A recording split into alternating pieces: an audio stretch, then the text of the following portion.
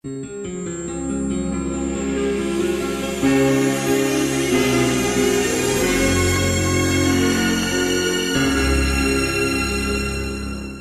dans la bonne humeur que nous finissons cette année 2016 à l'Opéra Grand Avignon.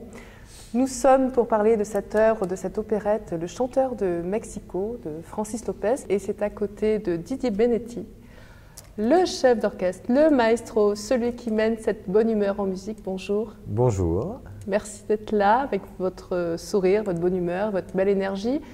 Le Chanteur de Mexico, musicalement, qu'est-ce que ça vous évoque justement, vous, dans cette lumière et dans cette belle musique? Déjà, un grand voyage, un grand voyage, parce que c'est vrai, même musicalement, on démarre avec presque la musique folklorique basque, effectivement, avec ses connotations. Après, on va évidemment vers la musique un peu plus exotique, vers le Mexique. Et ça rappelle beaucoup de choses, quand même, des grands succès. Bon, évidemment, je ne suis pas vraiment de l'époque de Mariano, évidemment, mais bon, je les ai entendus. Et c'est partie des grands tubes que tout le monde a plus ou moins dans les oreilles, quel que soit l'âge. Et c'est de la bonne humeur, effectivement. C'est de la très jolie mélodie, très bien faite. Vraiment des mélodies. Qu'est-ce que c'est une belle mélodie? Je pense d'abord c'est une mélodie qu'on retient facilement et qui parle de suite, et puis qui a beaucoup de charme et beaucoup d'entrain, et nous met dans vraiment une belle humeur, bonne humeur. Alors justement, cette ère musicale qui est populaire, j'imagine que vous avez peut-être pas grandi, mais vous avez vécu avec. Moi, j'ai grandi aussi avec cette ère, l'ère de Mexico. Bien sûr, oui. Tout le monde le connaît. Oui. Alors justement, est-ce que, en tant que directeur musical de chefs-d'œuvre lyriques, vous trouvez que cette ère peut amener naturellement à l'opéra? Ou plus particulièrement à l'opérette? À l'opérette, oui. À l'opéra, je ne sais pas, parce que je pense qu'il y a une différence. Souvent, l'opéra, bon, évidemment, les sujets sont évidemment toujours dramatiques. Et d'abord, il n'y a pas de texte parlé, c'est que du chant. L'opérette, évidemment, de temps à autre. Mais même effacer, souvent... pardon, excusez-moi. Pardon, non, mais... Effacer justement cette barrière, quelque part. Oui.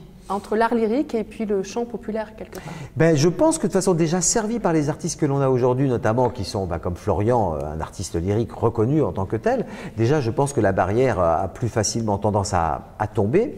Et après, moi je suis partisan de dire que la musique elle est là partout, que ce soit la chanson, les grands airs d'opéra lyriques les plus connus. Moi, je pense que les ponts existent naturellement. Alors évidemment, les gens n'osent pas y aller parce qu'ils estiment que c'est trop compliqué pour eux, et ça leur fait un peu peur, l'opéra, que l'opérette, tout de suite, opérette, ça donne un petit côté léger, et c'est vrai que c'est souvent le but d'une opérette ou d'un opéra, même pas comique, mais une opérette, c'est plutôt de divertir.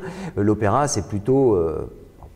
c'est pas le même style de divertissement, c'est peut-être grandir, comment dire, au niveau musical, et puis des sujets tellement plus compliqués que là, c'est vraiment de la bonne humeur, de la détente et vraiment du divertissement, quoi. C'est vraiment plus du divertissement. L'opéra, c'est un autre domaine, mais je pense que les deux fonctionnent dans la même direction, c'est-à-dire celle de la musique. Pour moi, il n'y a pas grande, petite, moyenne musique, il y a de la musique que l'on essaie tous de défendre de la meilleure façon que ce soit. C'est pas parce qu'on va faire du Lopez que l'on va galvauder ou que l'on va pas faire attention aux intonations, aux façons de chanter. On va dire on va faire n'importe quoi. Non, surtout pas. Ça serait évidemment là, ça serait trop dommage. Et c'est peut-être aussi ce qui a desservi l'opérette, c'est que des fois, ça a pu être chanté des fois d'une façon un petit peu entre parenthèses, pas toujours très propre, pas toujours soigné, et puis on fait un peu ce que l'on veut, avec moins de rigueur que dans l'opéra. Donc peut-être ça a pu desservir des fois. Alors là, on a la chance d'avoir des gens extrêmement, ça ne veut pas dire que les autres ne le sont pas, mais on peut tomber sur des fois des productions où on n'a pas le temps, ça se monte vite fait, et on met moins d'insistance à surveiller tout ça. Moi, je sais que j'essaie de laisser les gens libres aussi d'interpréter, parce que ça nous donne une forme de liberté, plus que dans le lyrique traditionnel classique. Mais il faut faire attention, que ça ne soit pas le bazar, surtout pas. Alors voilà, surtout quand c'est une œuvre qui est hyper connue et que la plupart des artistes, sans doute, ont déjà interprété. Alors justement, vous les laissez libres, mais en même temps, comment vous gérez ça justement pour que la liberté n'envahisse pas le superflu quelque part? Bien sûr. On essaye déjà d'être Alors toujours, on a la partition de référence, évidemment, sur laquelle on essaye de dire, il y a écrit seulement ça. pourquoi on ferait autre chose absolument? Est-ce que c'est pour amener quelque chose de plus? Mais est-ce que c'est, si le compositeur ne l'a pas écrit, peut-être on peut déjà respecter en partant de cette base, en disant, bon là, faisons les choses très propres. Et si à un moment on a une belle idée, on dit, tiens, ça peut être bien, bon, on peut essayer, on peut l'essayer si on trouve que c'est pas bien. C'est vrai qu'on le fait plus facilement dans ce type de musique, ce qui n'est pas, je trouve que c'est pas obligatoire. En fin de compte, on ne devrait presque pas. Le lyrique classique, enfin le lyrique traditionnel, opératique, on ne se permet pas de le faire, même si ça existait il y a fort longtemps. Toscanini est venu mettre un grand coup de pied là-dedans, quand il a interdit, parce que chacun faisait le ténor, il fallait absolument qu'il fasse sa grande note, qu'il fasse durer la note 3 heures pour montrer qu'il était capable, comme s'il était dans l'arène avec un taureau. Non, c'est un peu des fois le problème de la musique, c'est que l'on veut des fois prouver qu'on est capable de faire les choses, et donc on se rajoute, et après au bout d'un moment, on dit mais non, l'essentiel n'est pas là, c'est pas de montrer que l'on est capable, c'est de faire de la musique et d'envoyer des émotions, des intentions musicales, sans pour cela rajouter. Donc c'est vrai, il faut faire attention de ne pas se laisser emporter moi-même, de dire bon, là c'est amusant, tu as une idée, mais bon, fais attention, c'est peut-être le mieux et l'ennemi du bien, hein, donc faire attention. Voilà, déjà à partir de ce qui existe, c'est déjà une bonne chose, et après, bien évidemment, moi j'essaie de laisser aussi libre les interprètes qui puissent profiter de ça. Libre, c'est-à-dire ils font le texte, mais des fois je leur dis, par exemple, cette phrase, vous pouvez la faire rubato, c'est pas comme des fois en opéra où c'est très très millimétré, là c'est de la chanson quand même, et donc justement le charme de cette chanson, c'est ce rubato qui fait que ça a une vie différente, c'est un autre domaine musical, mais ça ne veut pas dire qu'ils font n'importe quoi, non, c'est juste. Et vous avez plus de liberté, vous pouvez. Voilà, il y a plus de liberté, oui, beaucoup plus, bien sûr, bien sûr. En opéra, c'est impossible, ça ne serait pas possible de dire là, tu prends, non, il faut. Un rubato existe, mais bon, on ne peut pas s'amuser. Nous, on peut s'amuser dans la mesure, la mesure musicale. On peut ralentir un peu le tempo, le chanteur chante un peu le tempo, et c'est ce qui fait tout le charme, comme la chanson. Quand on entend des chansons de Cambrel ou même les chanteurs chantent, à un moment, on se dit, il n'est pas pile dedans, mais il est dans la mesure. Et donc ça a du charme aussi, ça permet de faire traîner une phrase et on récupère le temps. Ça c'est le style qui fait qu'on peut le faire. Si on était vraiment carré, je pense que ce serait peut-être un petit peu trop rigide. C'est quand même de la chanson populaire que tout le monde fredonne et nous elle est sublimée par des voix superbes. Voilà. Justement, laisser aller cette légèreté, cette liberté. Alors vous êtes donc le directeur musical justement. J'essaye, voilà. Comment je pourrais dire, dans un éclectisme aussi assez marqué, puisque vous êtes donc directeur musical aujourd'hui pour le Chanteur de Mexico. On vous connaît bien sûr dans les musiques en fête, Orange, au Corrégie d'Orange, où justement il y a cette diversité de mélodies et de mesures. Vous participez justement, comme je le disais, en off au projet pédagogique des Corrégies. Alors comment arrivez-vous à vous nourrir et en même temps partager cet éclectisme? Me nourrir, c'est déjà, je pense que venant d'où je viens, c'est-à-dire du monde vraiment classique, mais en tant que percussionniste, évidemment, j'ai obligatoirement touché à tout ce qui est variété, rock, jazz, parce que c'est impossible sans. Mais mon métier fait que j'ai beaucoup évolué et j'évolue toujours dans le classique, donc j'arrive à avoir, la passerelle se fait très facilement pour moi. C'est-à-dire que je ne suis pas cantonné que dans le classique ou que dans la musique à variété, donc souvent on m'appelle pour faire ce genre de lien entre des formations classiques et des choses plutôt en dehors, variété, mais avec une exigence orchestrale, classique. Donc, j'arrive à faire ce pont-là parce que ma culture me permet de le faire assez facilement et j'ai une sensibilité à la musique légère, musique jazz, rock et aussi la musique classique. Donc, j'arrive à le faire assez facilement. Et puis, moi, j'adore de touche à tout. Ce qui est difficile en France, c'est de faire comprendre qu'on peut. C'est pas parce qu'on touche à tout qu'on fait tout à moitié. Les gens, des fois, ils disent ils font plein de choses et on aime bien mettre les gens dans des cases, mais je trouve que ça sclérose complètement. On se nourrit de plein de projets. Moi, j'apprends énormément quand j'accompagne des gens de jazz ou de rock ou de classique. Et en opéra, j'apprends également. Donc, je pense que ce sont toujours des échanges qui sont… On parle de musique, quoi qu'il en soit, et chacun nourrit l'autre. Donc, il faut seulement être un peu ouvert, quoi. C'est tout, quoi. Alors après, évidemment, selon l'esprit que l'on a, il y a des chefs d'orchestre qui ne sentiront pas du tout d'accompagner un truc où c'est un peu léger, où on peut… C'est pas le mot s'amuser, mais avec une forme de légèreté. Il y en a qui auront besoin de plus de rigueur, mais on est tous différents, donc c'est bien, profitons de nos diversités, quoi. Est-ce que vous avez la sensation ou l'impression d'être un passeur finalement de Un passeur. Ben, en tout cas, j'essaye de passer, de transmettre, de faire en sorte il y ait un superbe lien entre tout le monde, Ouais. entre l'orchestre, les solistes, et qu'on fasse partie tous d'une même fête. Et donc effectivement, on se passe la parole parce qu'effectivement, moi je mets l'orchestre, c'est pas le mot à disposition, mais j'accompagne les chanteurs et ce que je leur envoie, ils me le renvoient et on se renvoie tous en musique. C'est ça un peu, c'est un éternel échange, c'est un peu du ping-pong. On envoie des belles ondes musicales et positives et on en reçoit pareil. Et donc on passe, naturellement. On se pose pas vraiment la question, mais ça se fait naturellement quand on essaye de faire passer quelque chose. En tout cas, de belles émotions. Et toujours servi d'une façon la plus professionnelle, c'est-à-dire avec les qualités de notre métier, de ce que l'on sait faire, quoi. Voilà, possibilité. Du coup, j'ai perdu le fil de ma question. Je suis désolé, navré. Bon. Que ressentez-vous justement quand vous vous dirigez dans des différents endroits, à différentes échelles et à différentes mesures? Ah oui, bah, de toute façon, oui, effectivement, c'est toujours très différent d'abord en fonction du projet, mais surtout aussi des gens avec qui l'on travaille, notamment certains orchestres qui vont, pour quelles raisons, être peut-être plus réceptifs à ma personne, moins. Ça peut, alors donc, on ressent, bon déjà, on essaye d'arriver avec générosité, faire de la musique et puis respecter quand les musiciens savent qu'ils ont en face d'eux quelqu'un qui sait de quoi il parle déjà, qui mène son bateau le mieux possible. Alors après, on a tous nos qualités, nos défauts.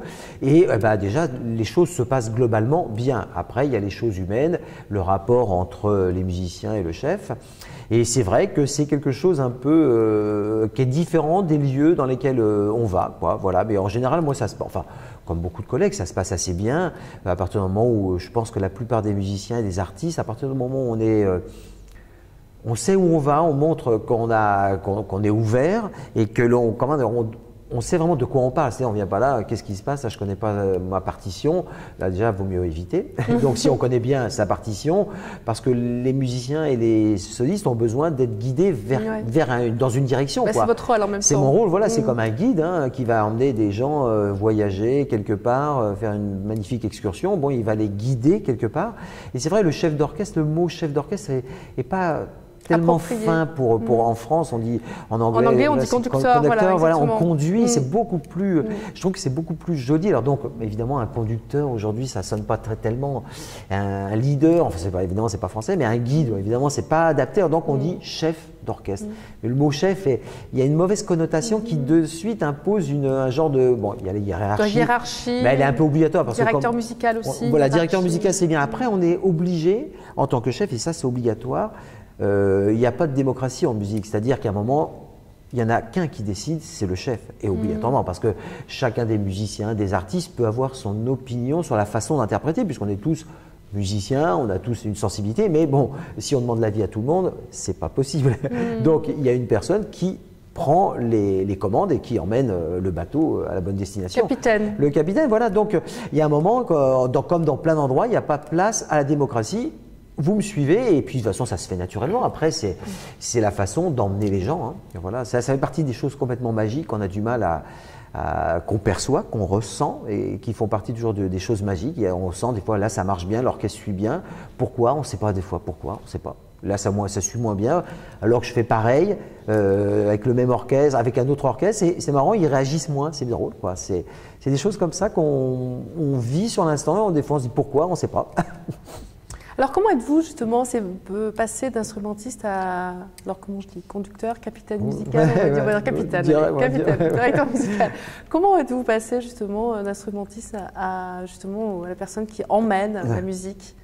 D'abord, ça s'est fait très lentement, très naturellement. C'est qu'au bout d'un certain nombre d'années en tant que musicien d'orchestre et percussionniste, que j'exerce encore aussi, j'en suis heureux. Au bout d'un moment, je pense, j'ai senti un manque musical, c'est-à-dire de par mon instrument et puis de par ce que je jouais.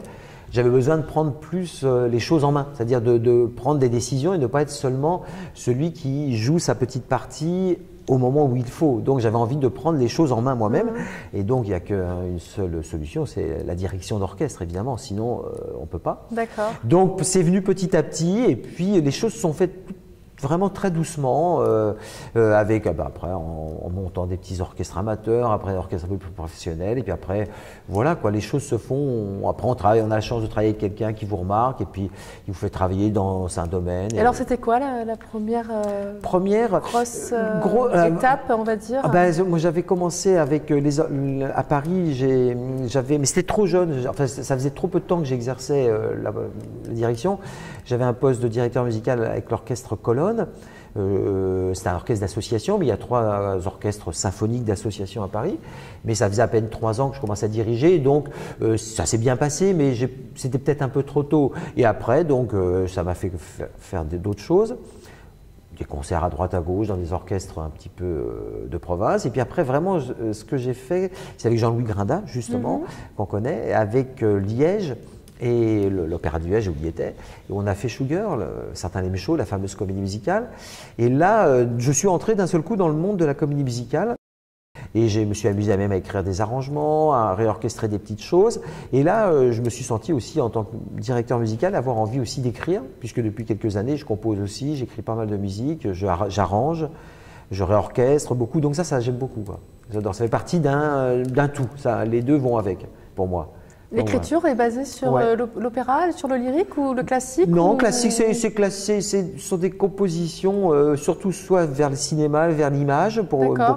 Et puis, avec France Culture, je fais pas mal de choses, ce qu'on appelle des concerts fiction. Ce sont des compositions musicales sur des textes qui sont joués en direct avec des comédiens et avec un orchestre, donc qui souligne tout cela. Donc c'est un peu une musique, c'est une musique qui accompagne, qui prend, qui soutient et qui souligne tout le roman. Donc on a déjà 5 à notre actif, de très beaux romans, en plus des grands trucs. Donc j'ai eu une chance terrible de pouvoir composer pour ça, et c'est très excitant, quoi. C'est très intellectuellement, c'est très très intéressant, très intéressant. Mais là c'est une écriture beaucoup plus classique. Et même très contemporaine par moment, mais donc de facture, disons donc classique, voilà, ça sera plus simple pour ceux qui comprennent, voilà, c'est classique. Merci beaucoup, Didier C'est un plaisir. J'étais ravie. Vous allez bien? Tout à l'heure, vous m'avez dit que vous n'allez pas bien. Ça va beaucoup mieux maintenant que j'ai parlé avec vous.